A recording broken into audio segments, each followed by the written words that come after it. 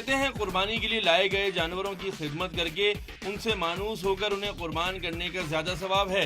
कराची के इलाके अबू हसन उस्मानी रोड पर दादी हाउस में लाए गए जानवरों की भी ऐसी ही खिदमत की जा रही है। पहाड़ी इलाके से लाए गए याक को बाकायदा एयर कंडीशन मुकाम पर रखा गया है।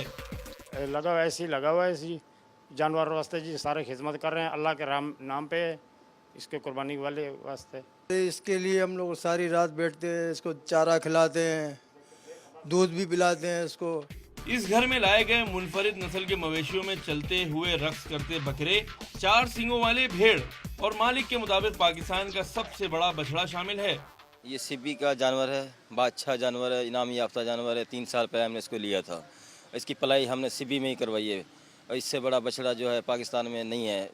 इन जानवरों को बाकायदा एक पार्क में फौलादी ग्रिल नस्ब करके रखा गया है।